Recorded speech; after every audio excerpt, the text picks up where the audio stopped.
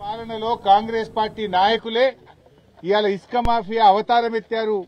ఇవాళ వేల కొద్ది ట్రాక్టర్లు లారీలు అక్రమంగా నడిపిస్తూ ఇవాళ దోపిడీకి పాల్పడతా ఉన్నారు. తమ ఇసుక మాఫియాకు ఇసుక తీయడానికి చెక్ డ్యాం అడ్డంకిగా ఉందని, ఈ చెక్ డ్యాం నిండా నీళ్లుంటే ఇసుక తీయలేమని రాత్రికి రాత్రి ఈ చెక్ డ్యాం ను పేల్చివేసినారు. ఇది గతంలో కూడా జరిగింది. ఇదే పెద్దపల్లి నియోజకవర్గంలో హుసేన్ మియా వాగు మీద భోజన్నపేట గ్రామంలో చెక్ డ్యాం పేల్చారు. అది ఆధారాలతో సహా రైతులే పట్టుకున్నారు. ఇగో ట్రాక్టరు, జిలటిన్ స్టిక్స్ ఇవన్నీ కూడా వ్యక్తులను కూడా పట్టి పోలీసులకు అప్పచెప్పారు. కానీ ఈ రోజు వరకు ఎఫ్ఐఆర్ నమోదు కాలే.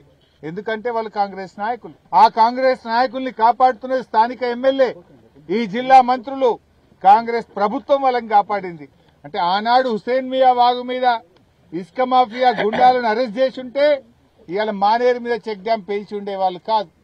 ఆనాడు మేము పేల్చే ప్రయత్నం చేసినా, రెడ్ హ్యాండెడ్ గా దొరికినా మా మీద కేసు కాలేదు, మమ్మల్ని కాంగ్రెస్ ప్రభుత్వం కాపాడుతుందని చెప్పి ఇవాళ వాళ్ళు రెచ్చిపోతున్న పరిస్థితి ఉన్నది.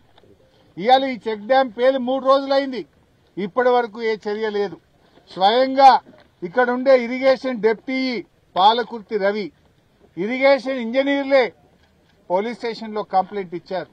ఇది బాంబ్ బ్లాస్ట్ జరిగింది, గిలటిన్లు పెట్టి చెక్ డ్యాం ను పేల్చేసినారు అని ఇరిగేషన్ డిపార్ట్మెంట్ ఇంజనీర్లు పోలీస్ స్టేషన్ లో కంప్లైంట్ ఇచ్చి 3-4 రోజులైనా ఇప్పటి వరకు చర్యలు లేవు.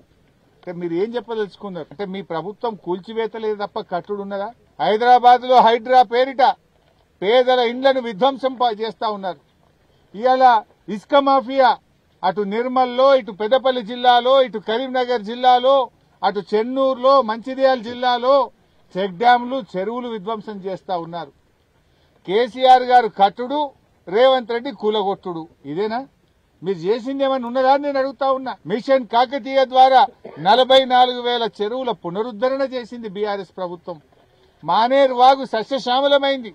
ప్రతి వాగు మీద, వంక మీద చెక్ డ్యాములు కట్టి ప్రతి నీటి చుక్కను ఒడిసి పట్టింది. రైతులకు బంగారముల 2 పంటలు పంటేట్ చేసింది బీఆర్ఎస్ ప్రభుత్వం. మీరేం చేస్తున్నారు?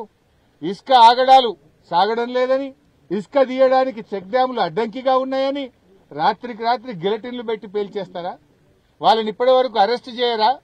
హుసేన్ మియా వాగు మీద రైతులు వచ్చి వందలాది మంది రైతులు దరఖాస్తు ఇస్తే ఇప్పటికీ కేసు కాదు.